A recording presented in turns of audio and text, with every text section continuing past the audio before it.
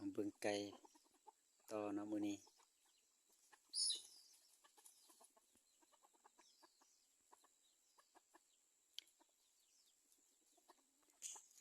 ตัวเหลืองนี้เป็น F2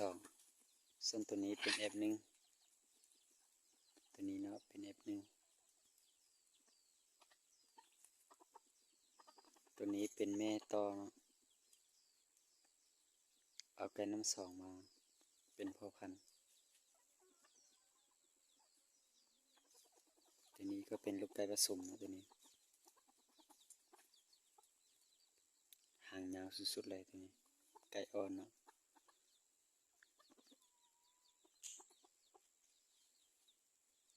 ส่วนคนนี้ก็คือลูกไก่ต่อ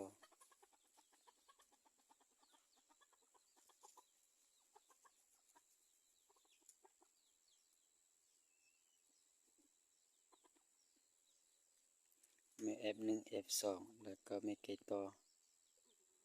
มาปล่อยใส่พ่อพันธุ์ F2 เนาะ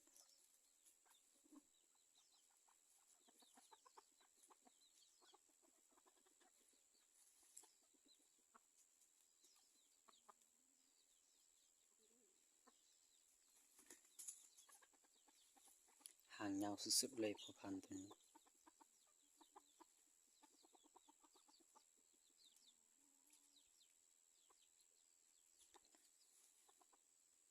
ตัวนี้ก็ฟักไข่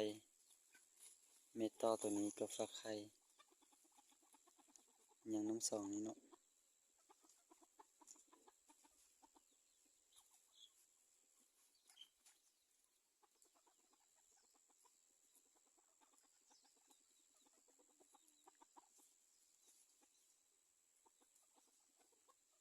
ก็คือมาปล่อยไก่อยู่สนามนี้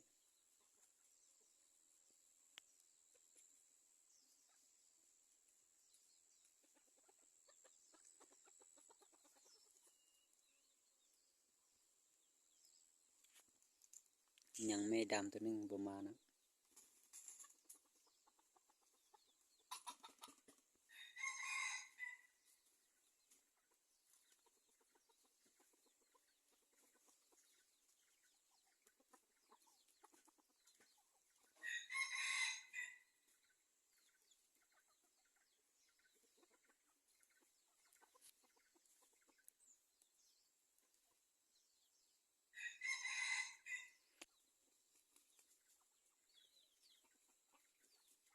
มาแล้ว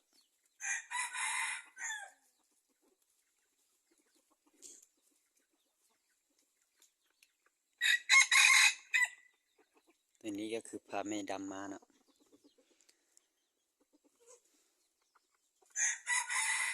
ตัวนี้เป็นน้ำหนึ่งเลยตัวนี้ไก่น้ำหนึ่ง